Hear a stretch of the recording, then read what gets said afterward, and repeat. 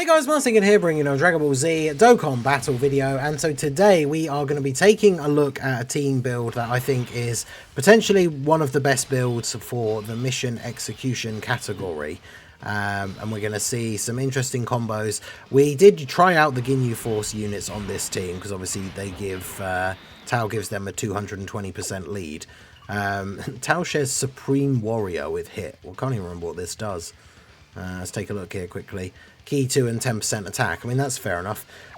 So the interesting thing is we talked about how Jason Berta, right, they support space traveling warriors or special pose. So when we were using them on the team where we had a rotation of Tao and General Blue, and then the other rotation being Ginyu and Rakuman Guldo, that meant that Jason Berta weren't actually giving any support on the turn that they were coming onto with Tao and General Blue. So now we've got Hit on the team, and funnily enough, this is actually going to be one of the rotations, Tao and Hit, because Tao doesn't have the craziest links, so he's not a unit that we're aiming to get his links active all the time. And then Hit, some of his links aren't great. Having Cold Judgment active is good, but not always possible. But Hit, of course, for those of you who know where I'm going with this, those of you that remember, Hit is a space traveling warrior. So these guys do actually give support to Hit when they're on rotation with him. So hopefully that's going to be a nice little boost for him to get some extra numbers. Obviously we know that he can build up very quickly, especially within the turn doing super attacks, right? So we'll see how we get on. Obviously at the very start of the event when Vegeta's not hitting as hard, like there's no way Tao's not going to be tanking his super here. And then 48 million. I mean, Tao is kind of... the Tao team is a weird setup because Tao can be very good in slot 1. And then obviously he's not got the craziest links with some of these guys. Annoyingly, it seems like Jason Berta were in... Rakuman Guldo were in slot 7, which is annoying. Because I do want... I guess I'll have to float... Oh god, this is going to be awkward. So I'll float Ginyu on the next turn then, I guess. And then that keeps the rotations, I guess, the way we want. We should have floated Hit on this first turn if I had realised that that was the case. But, man, good old starting rotations, eh? But, you know, we'll do what we can. So, Jason Berta should be okay here. Bear in mind they've got 70% chance to dodge, 80% if it's a super attack. Not able to break the damage threshold here against Vegeta, though, but that's okay. Okay, so General Blue's going to have to dodge in the middle. I mean, fortunately, Tao always supers in slot 1, so it's not exactly not the end of the world here. So we'll do this. Grab the Tech Orbs for General Blue, and then the HEL Orbs for Ginyu. So get Ginyu floated off here, get our next rotation set up. I guess we'll probably still put Tao in slot 1, because Rakuman Guldo only have a chance to guard if Ginyu isn't on the rotation with them. And as he's not going to be on the next turn, probably rather not take the risk and just have them in slot 2. Because once they've attacked, they should be fine to tank normals. I suppose if they don't get their guard, they could take a little bit of damage, but they're probably not going to get one shot. It's the problem, though, with building a team like this where we have 2 very specific rotations, right? So if you don't get the start set up exactly the way you want or need, then you've got to spend the first couple of turns like moving everybody around. No crits from General Blue, so he's just doing 0 damage. But he's getting the dodges consistently here, so he's taking 0 damage, so I mean, I guess that's fine. And then Ginyu gets his attack off here. Can we get those passive super attacks? No, we get a normal. And then we get a super. Okay, good. Now, the thing is, we only have, like with the initial Tao showcase, we only have 3 Ginyu Force members on the team. But we are obviously getting the higher leader skill from having the actual Tao lead. So, I still think very, very good for this team would be the Super Easy 8 for physical LR Ginyu Force. I'm not sure who you would replace on the team. Because General Blue gives so much support. Seems kind of crazy to take him off, to be honest. Alright, so we've got Brutal Beatdown on this turn. Only 209k defense, though. Oh, they can't super. Bruh. Alright, well. Might as well do that and get the int orbs for Hit. But Yeah, it's a bit awkward. Yeah, hopefully Tao should be still fine here, right? We've got no support on this turn, but yeah, still takes double-digit damage. Take that light up a little bit. Right, so Tao does some solid damage. I mean, this Vegeta event is interesting for showcasing team builds, because, like, we know these supers are always going to be in slot 1. So it just kind of, at least we do get that chance to set up our rotations a little bit. Oof, yeah, see, no guard without Ginyu on the turn, 200k. Damn. In fact, I wonder if, because we won't have built up a lot of their passive, so are they even going to be able to tank in slot 1 on this next rotation, like when we have Ginyu on the turn? Not sure. It's alright, Hit's going to get off his attacks.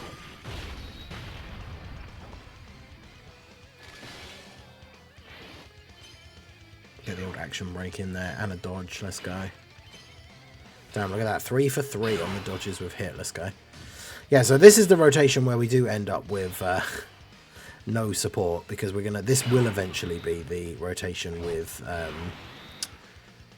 Hit. So we'll grab these, get these for you, and grab this for you. So yeah, currently Jason Berta obviously not giving any support on this rotation, but that's fine for now.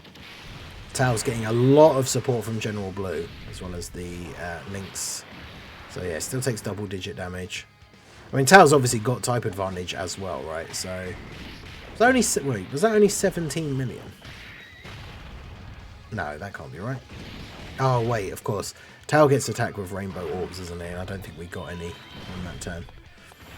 That's one thing you've always got to remember. Sometimes it's so easy when characters need like one key, and you're trying to like make sure the field is set up ready for other characters and stuff. You're like, oh, I can just grab this one orb, and then you have to remember that the Tao wants as many rainbow orbs as possible in order to do big damage. So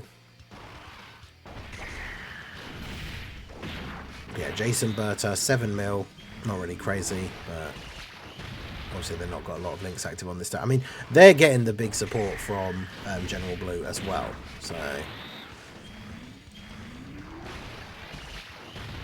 it should be enough to tank normals at least, if they don't dodge all of these. Yeah, so that's perfectly fine. Obviously this Vegeta doesn't hit the craziest like with his normals, but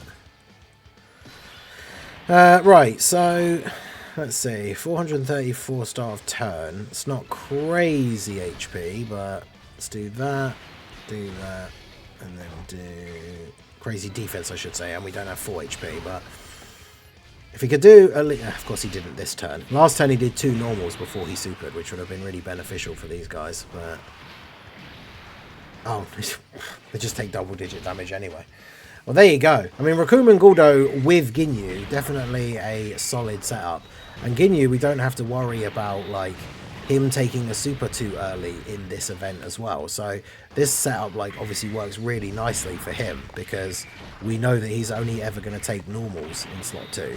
So linked up with Rakuman Guldo, like, he's just got plenty of turns to be stacking and building up to that ridiculous level of defense that we can potentially get to.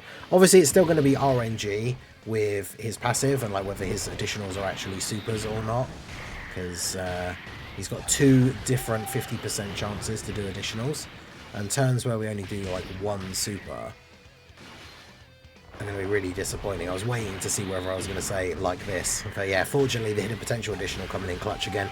You always want to get at least 2 supers in the turn, and then if you can get more, then even better, because we get the hidden potential as well. So we always want at least 2 or 3. Maximum you can get is 4, but definitely take 3 supers in the turn, and then Tao with the 41 million in slot 3.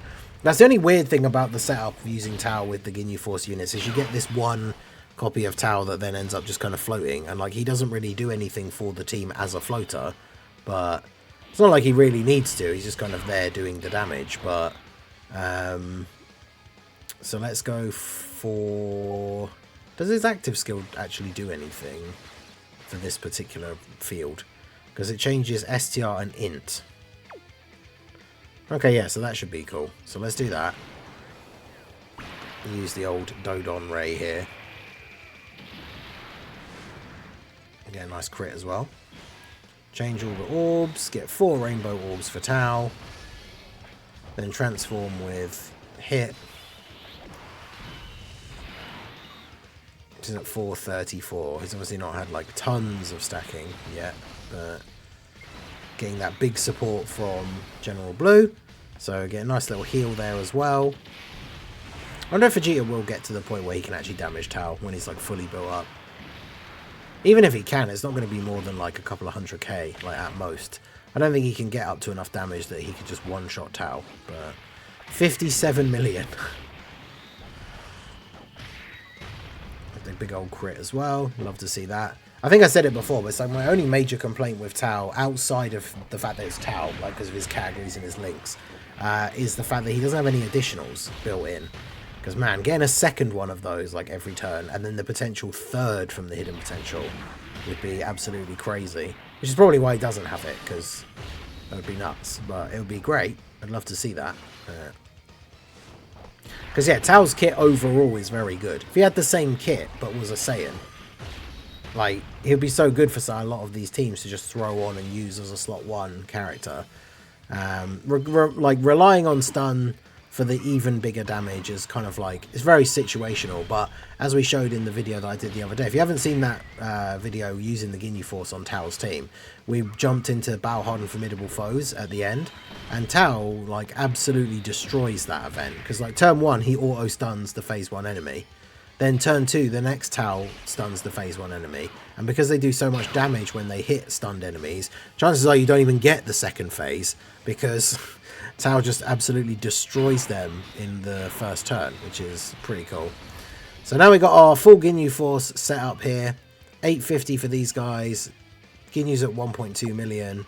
They're at 1 million defense start of turn already as well, which is pretty good for them. So let's go ahead and do this and see how we get on here. We're still taking double digits from this. We've been hit a few times now as well, so should be fully built up. 60% damage reduction before we attack. So yeah, just straight up double digit damage. Pretty good. And then 13.2 million. I mean, like I said before, right? Like with these guys, I'll take that. When it comes to a unit who's just there to be like a slot 1 wall, and they do that job and they tank the supers for like double digits and stuff, I don't really care if they don't do damage, right? That's not their role on the team. They're there to be that tank, right? The impenetrable wall in slot 1. So, but even so, like that kind of attack stat for a unit like that is definitely good, right? I mean, we saw Jason Berta early turns before their build-up taking like doing like sub 10 million. And for support units, again, like we're not expecting them to hit crazy numbers, but not completely terrible. And then yeah, Ginyu gets off his super attacks here. Yeah, they're at 6. They're basically at 16 as well, which, again, for a floating support unit who's there to provide stats and then kind of rely on dodge for their defense, not terrible attack stat. 17.2 for the additional.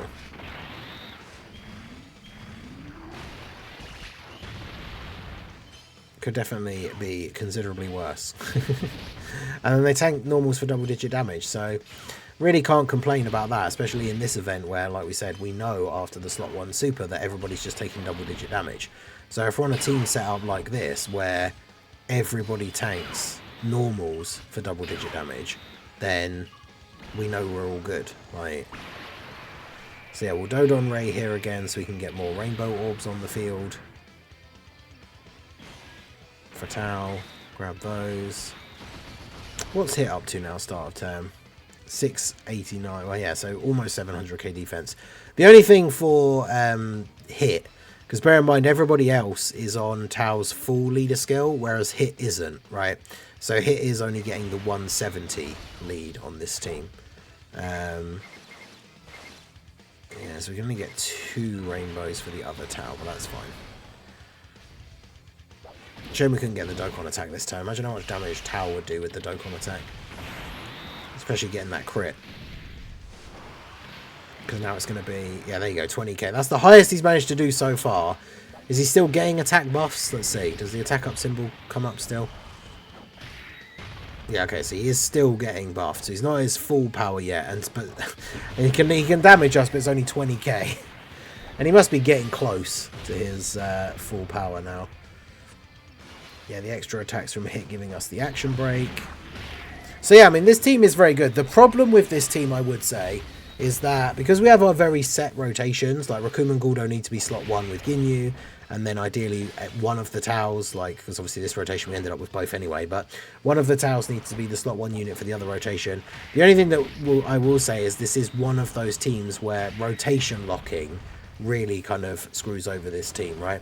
Like, Hit can get up to enough defense that if this rotation was locked so that Hit was in slot 1, like, it wouldn't be the end of the world. He has got decent dodge chance, like, and he can, as I say, can stack up high enough that it will be fine.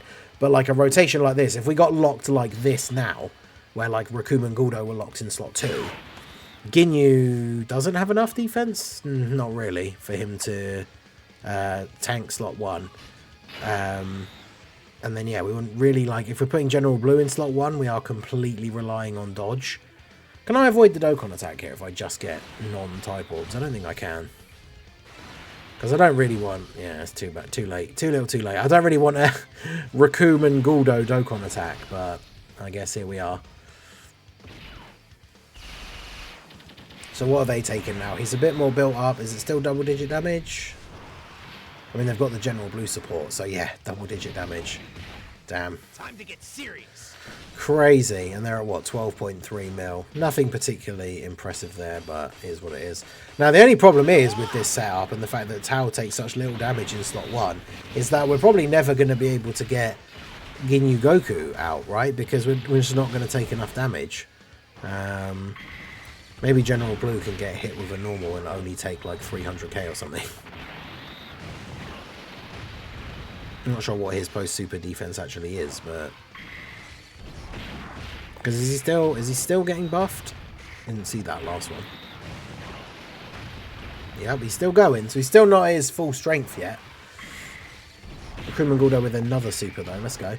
Because I mean, again, like, the attack stats might not be too crazy, but if they do 3 supers in one turn, that's like over 40 million attack stat worth of attacks, whilst also just tanking everything in slot 1 for double-digit damage. I mean, that's pretty good. Like, if every unit had a team like that, you'd be pretty set for a lot of events.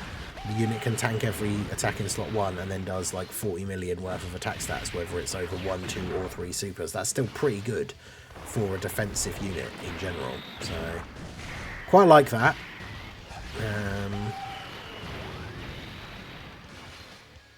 Yeah, Ginyu actually getting the supers off here as well.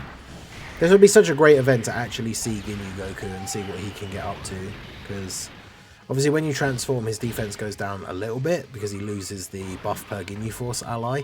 His base stats go up by a little bit, but the per Ginyu Force ally gives him more of a buff. So you'll notice, like, if a base Ginyu's defense is like 2 million, when you transform into Ginyu Goku, it goes down under 2 mil. And then he stops stacking, but he does raise for the turn. Oh, wow. Blue got hit for 800. Okay, well, damn. Well, there you go. I mean, I still think it probably is the best build for the team. I mean, you could replace General Blue with another support, I suppose. I'm not really sure who another, like, really good mission execution support. I mean, like we said, if they do get a super easy A, throw these guys on the team. Because not only are they giving all allies support, but then obviously there'll be another Ginyu Force ally for Ginyu. So that could be quite good. But yeah, let me know what you guys think of mission execution down below in the comment section. What do you think is the best build for the team? Give me your thoughts on this new category. And it's funny because there's a bunch of heroes characters on there. So I thought, it'd be interesting to see what kind of a heroes team with a Tao lead would potentially look like. But like, there's a few of them on here. There's some of the better characters like Universe Tree Goku, Mechikabra, Demigra. They're not on here. But of course, the problem is with Tao's lead, these guys are all just getting a 170, apart from the characters that are Dragon Ball Seekers or Earthlings. So like, if you go to Dragon Ball Seekers and Heroes Mission Execution, it's like these 4 units. So we can't really make that work as a 220 team. It's such a shame because like Heroes obviously never got to get a 220 lead because we're not going to get any more Heroes celebrations. There are none of them because yeah, Pan is a hybrid. I mean, Pan Yeah, no, she's a hybrid Saiyan. They don't count as Earthlings, though they count as Earthbred fighters. But yeah, so heroes can't really work with mission execution, unfortunately. But yeah, let me know what you guys think of mission execution down below. What's your best or favourite build for the team? Let me know in the comments. So that is going to be it for the video, guys. This has been the Masked Ningen. Smash that like button, subscribe to the channel if you are new. Check out the links down below, and I will see you all again soon. Have a good one.